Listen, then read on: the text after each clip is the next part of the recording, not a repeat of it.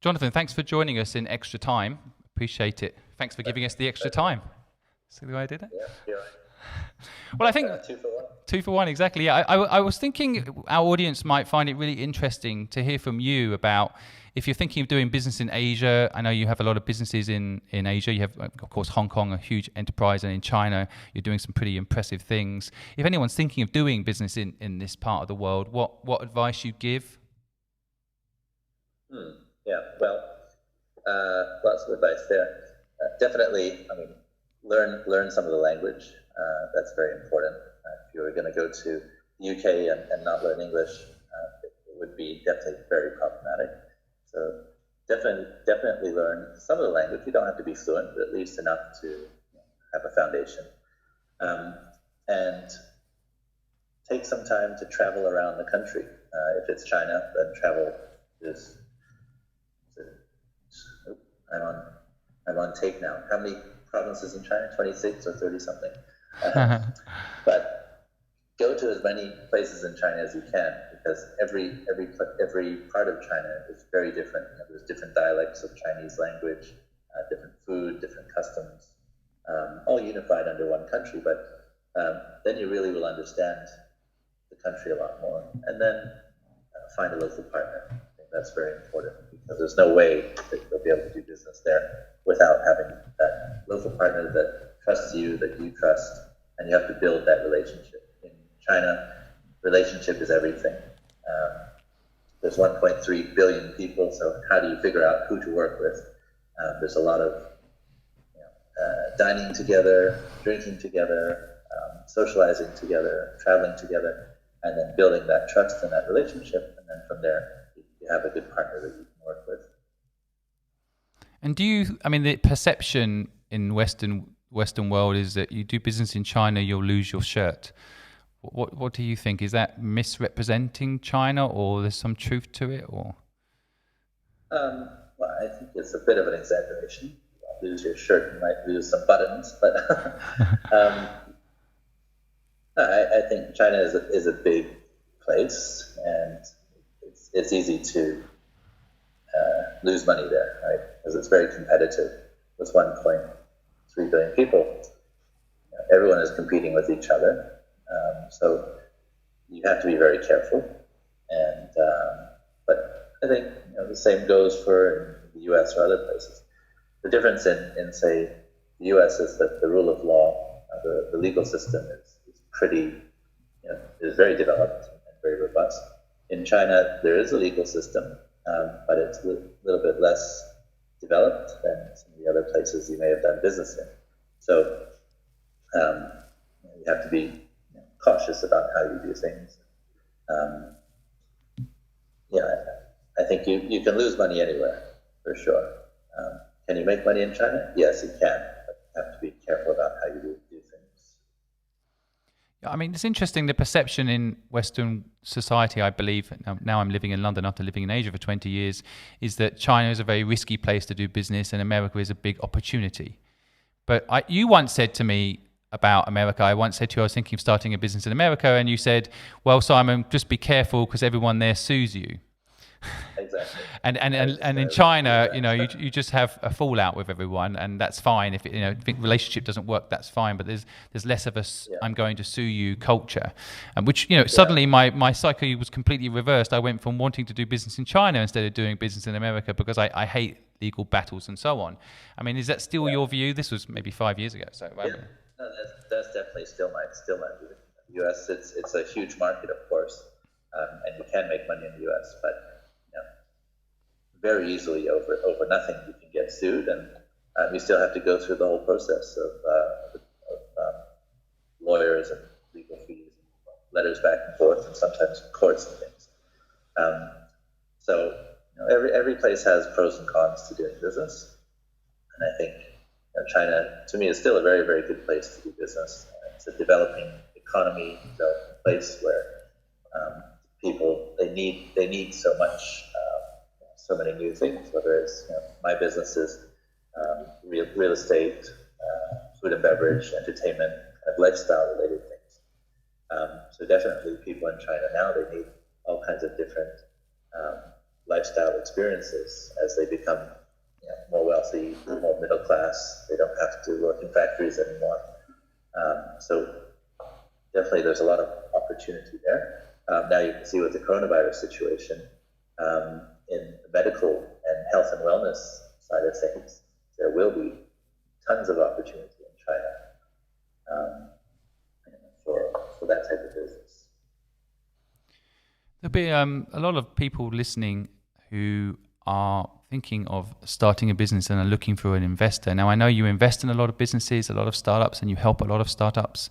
And is there any advice you can give our listeners on how to approach an investor, or what do you look for when people are investing, when you're looking to invest in people? What is it? What makes you decide to go ahead and back them?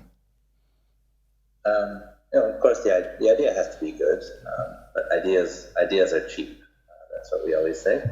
But the execution ability, that's I think the most valuable. So as an investor, what I'm looking for is someone, not just him or herself, but with a team, or that can build a team that can execute an idea.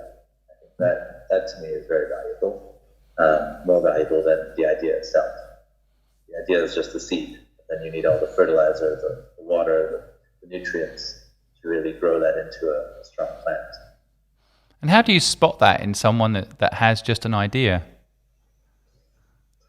Well, there's what they call serial entrepreneurs, right? So that's an easy one.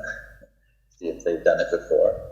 But otherwise, if they're new to the whole startup or entrepreneur business, I think you look at their personality qualities, their personal qualities, their ethics, and then their interpersonal skills. I think that's one of the most important things, because in the end, it's about building that team and building the relationships between people.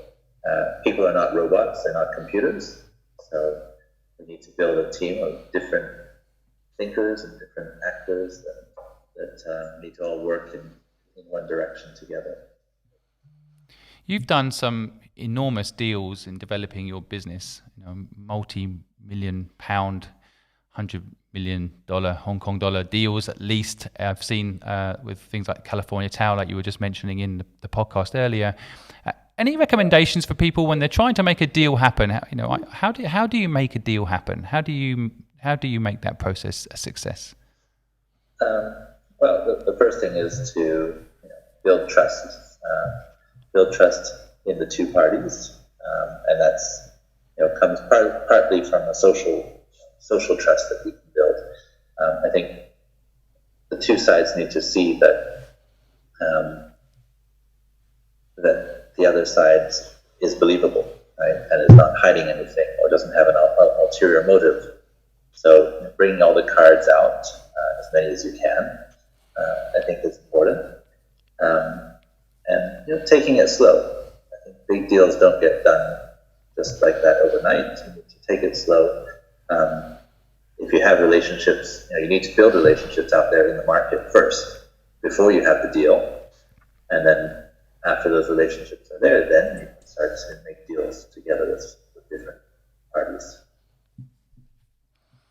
I think that's good advice. The way I'm looking at business today, it seems like it's got more complicated with all these different channels and all the different ways to communicate. Do you have any advice for business owners out there that are looking to share their message? I know, for example, you've started a TV channel, but do you have any advice for anyone out there how to communicate these days? Do you have a strategy you think could be useful? Well, I think it really depends on the type of business or product that you have. But it seems that these days it's really a multi-channel communication strategy. You can't just rely on Facebook or Instagram. Now you have TikTok and websites and other things. In China, you have WeChat mini programs that you've got to create instead of a website. So it depends on the product and business and the market you're targeting. But I don't think you can just have one communication channel. So it's important to understand. You can't do everything, of course, right? Otherwise you'll spread yourself too thin. But you have to have enough to be able to get out there to the right audience. True. Well, that leads me into, we are online at TikTok. So hello, everybody. Hi, Lacey. Thanks so very much for saying you're a big fan. We really appreciate that. That's kind of you. I'm here with Jonathan Zeman, as the bio explains, serial entrepreneur and business tycoon. And I'm not sure he likes that word, but I'm using it to describe him. And so, yeah, any questions? Okay, great question. I have a question here from Ben. He's asking, would you leave school if you saw an opportunity to do so? I'm 17 years old. I don't enjoy school, and I feel like I should be out there starting my entrepreneurial journey. What advice can you give? Yeah. No pressure. You could change someone's life right now. Actually, my father, who is a serial entrepreneur, he left school when he was young, and he became very successful. But personally, I do think that was a different time. Nowadays, I think you need a bachelor's degree. That's your minimum. And once you have your bachelor's degree, of course, while you're in school, you can still be doing things. You can still be starting your business ideas, things. But make sure to get that degree, because going forward, the new standard is going to be a master's degree, or eventually a higher degree than that. So I think it's important not to jump the gun. Get that degree, that piece of paper at least, so you've got it. Then in case your business idea doesn't work, you still have that to fall back on. It's interesting. I as you're my friend, so I always like to debate things with friends about.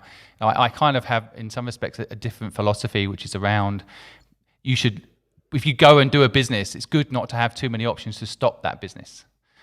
And so sometimes having a good education, I have discovered with some people, it's, okay, I'll just stop this business and go get a good job. Whereas if you can't go get a good job, you have to make that business work. So I don't know what you think about that, but... Yeah, but I think there's more, there's fewer success stories than there are, the other way around. So it depends on your own personal situation, but if you can afford the time, if you can afford to get that degree first, at the same time, definitely you can be entrepreneurial while you're studying. Plenty of people, they go to school and they work at the same time. So that's my own advice. That's what I'll tell my kids. Yes, fair enough. No, well, good advice. Thank you very much. Well, Jonathan, you've given us so much for your time today. Thank you so much for this extra time Q&A. It's been fascinating, and our audience, I'm sure, really appreciates it. Thank you again. My pleasure. It was great to be here, Simon. Thank you. Hope you have some good luck. Go make that luck. Likewise. Good luck to you. Cheers.